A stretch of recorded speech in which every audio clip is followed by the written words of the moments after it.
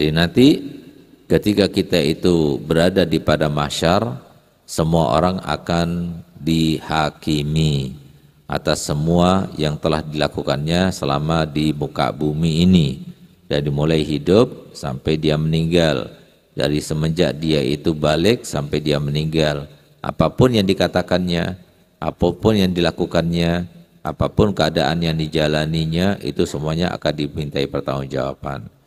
Nah, maka pertanggungjawaban itu semuanya itu berdasarkan data. Datanya itu di mana? Datanya itu di kitab. Kitabnya itu apa? Kitabnya itu berdasarkan apa yang ditulis oleh malaikat siapa? Raqib Atid itu.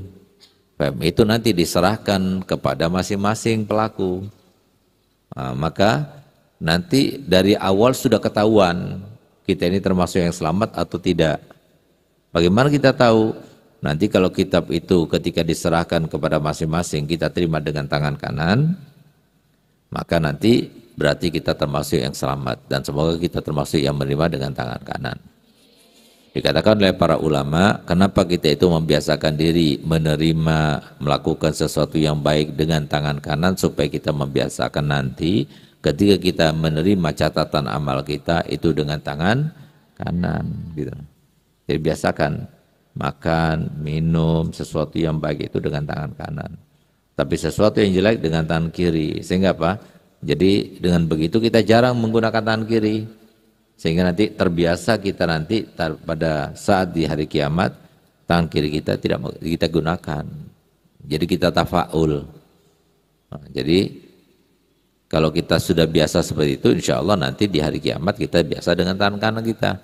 Nah, tapi walaupun demikian, tetap yang menentukan itu adalah amal kita. Kalau kita itu orang baik, mau nggak mau itu langsung. Jadi bukan kita yang mau, Allah yang mau. Bukan kita yang berkehendak, Allah yang berkehendak. Bukan kita yang mengizinkan, Allah yang mengizinkan. Itu masalahnya. Jadi pada saat itu ya, anggota badan kita maupun anggota badan orang lain untuk membantu kita atau justru membahayakan kita, memojokkan kita, itu semua tergantung Allah, bukan tergantung kita. Sehingga kita yang namanya Muhammad sekarang di dunia ini ada berapa? 150 juta. Yang namanya Ahmad 60 juta sekian. Nah sekarang kalau sama Ustadz namanya Muhammad Segaf. Kalau semua dipanggil Muhammad Segaf, Ustadz pura-pura nggak dengar aja gitu. Kenapa? Yang namanya Muhammad kan banyak, namanya Segaf juga banyak, pura-pura nggak dengar saja gitu. Nah, kan siapa tahu kan bukan ustadz yang dipanggilkan gitu. Itu kalau di dunia, kalau di akhirat nggak bisa lagi. Kenapa? Begitu dipanggil Muhammad Segaf Baharun, langsung kaki ustadz jalan sendiri. Jangan kamu. Mungkin bukan kamu yang dimaksud, nggak bisa dia jalan sendiri ke depan. Masalahnya begitu. Semua bicara bohong nanti, nggak begini, nggak bisa, mulut nggak bisa bilang begitu. Tapi mulut akan berkata sesuai dengan data yang ada di dalam buku itu. Itu loh masalahnya. Makanya kalau kita nggak menyelamatkan diri dari sekarang, maka nanti kita tidak akan selamat. Nggak ada yang bisa bantu nanti. Kecuali apa? Kita sendiri.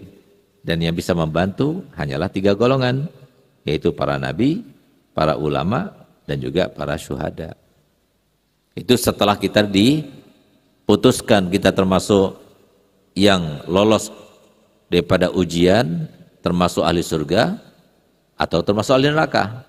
Ahli surga sudah kita masuk, digolongkan dengan ahli surga. Nanti kita masuk bersama-sama dalam surga. Semoga kita termasuk dari golongan surga.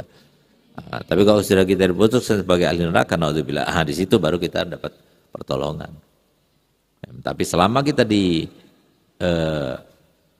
mahkamah agung, kita tidak bisa mendapatkan pertolongan. Kita sendiri yang menjawab semuanya. Nah, itu makanya jadi pikirkan betul-betul ya. Jadi nggak ada seorang pun di antara kita kecuali pasti akan dipertanyakan. Semua yang kita lakukan di dunia, semuanya akan dipertanyakan dan mempertanggungjawabkan semua yang kita lakukan.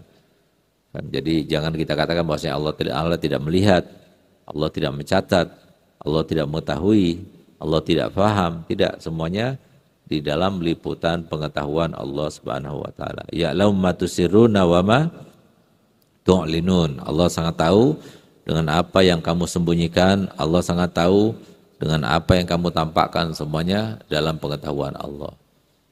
Oleh karena itu maka Jadi biasakan dari sekarang untuk kita berada di dalam maqam muraqabah. Maqam di mana kita itu merasa bahwasanya Allah selalu mengawasi kita.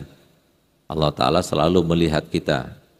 Allah Ta'ala selalu berada di dalam pengawasan kepada kita. Sehingga kita tidak mudah terjerumuskan atau terhasutkan dengan bisikan-bisikan daripada setan. Gitu.